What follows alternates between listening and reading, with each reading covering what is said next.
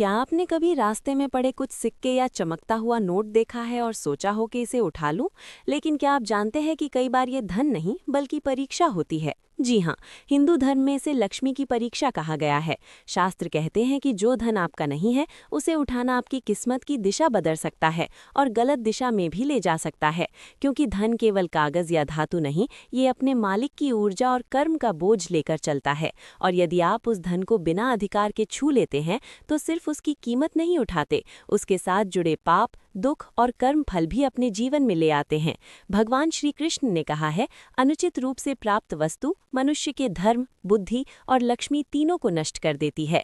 और पुराणों में ऐसी कथाएं मिलती हैं जहां गड़ा हुआ धन उठाने वाले लोग अचानक बीमार पड़ गए, घर में कलह बढ़ गया और उनकी लक्ष्मी पल भर में जैसे रूठ गई हो। तो आखिर क्यों रास्ते में मिले पैसे इतने अशुभ माने जाते हैं? क्या सच में ये किसी तांत्रिक प्रक्रिया से बंधा हो सकता है, या इन पैसों में गिरे हुए व्यक्ति के दुख दर्द की ऊर्जा छिपी रहती है? और क्या ये छोटी सी लालसा वास्तव में आपके कर्मों को दूषित कर देती है?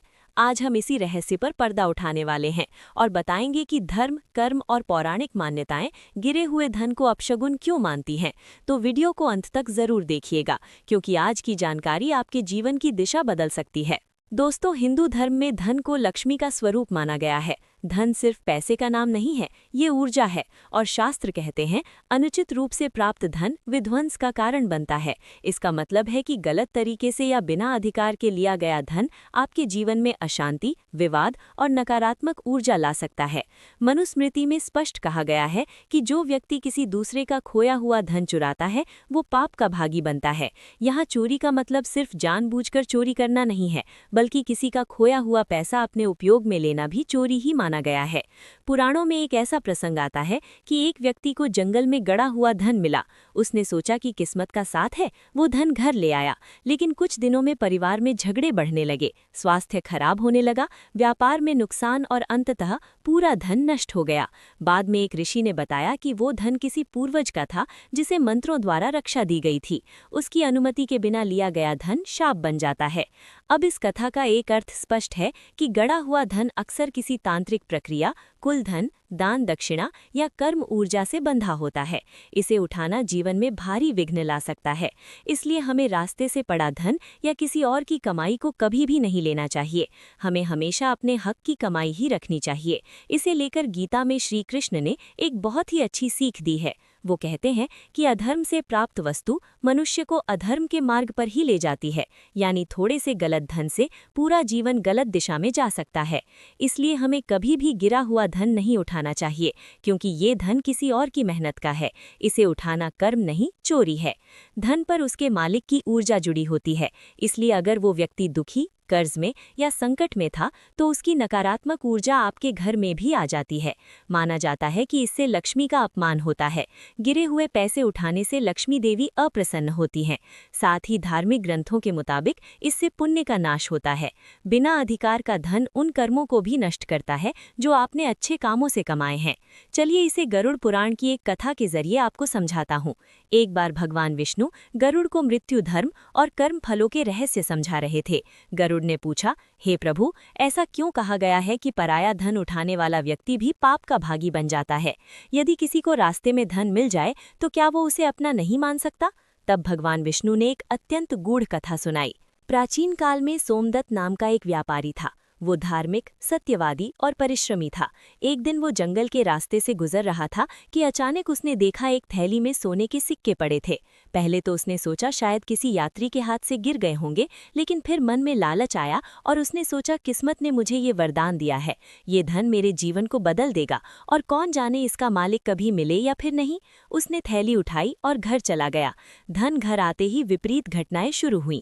कथा के अनुसार जैसे ही वो धन उसके घर आया, उसकी पत्नी बीमार पड़ गई। व्यापार में अचानक घाटा होने लगा, घर में कलह, क्रोध और अशांति बढ़ने लगी, पशु मवेशी मरने लगे और उसके घर की लक्ष्मी पल भर में जैसे रूठ गई हो।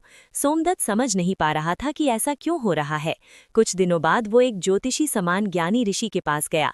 ऋषि ने ध्यान लगाया और कहा, हे सोमदत्त, जो धन तुम घर लाए हो वो किसी और का है। वो उसके कर्म फल, दुख और पीड़ा से बंधा हुआ है। पराया धन उठाकर तुमने उस व्यक्ति के दुर्भाग्य और पापों को अपने घर में बुला लिया है।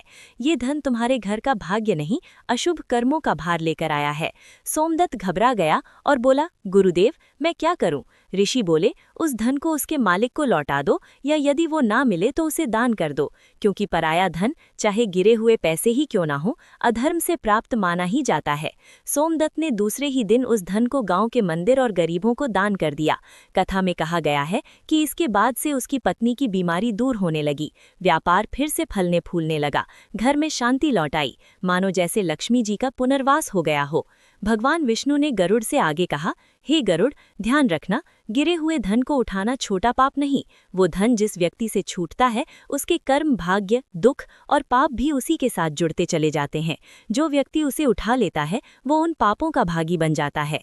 विष्णु जी ने आगे कहा, पराया धन लेना, बिना अधिकार का धन उठाना, चाहे वो छोटा ही क्यों ना हो, व्यक्ति को मृत्यु के बाद उन नरकों में ले जाता है जहां उसे अपने लोभ और अधर्म के लिए कष्ट भोगने पड़ते हैं।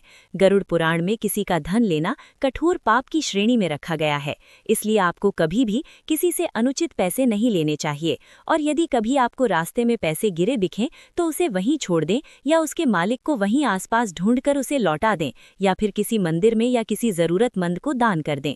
दान करने से उस धन की नकारात्मक ऊर्जा नष्ट हो जाती है, क्योंकि उसको आप दान के भाव से सकारात्मक ऊर्जा से किसी जरूरतमंद को दे रहे हैं।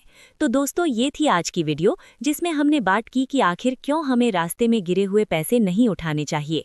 आप इस बात को लेकर क्या सोचते हैं, और क्या कभी आपको किसी के गिरे हुए पैसे मिले हैं? अगर हाँ, तो आपने उन पैसों का क्या किया? कमेंट कर हमें जरूर बताएं।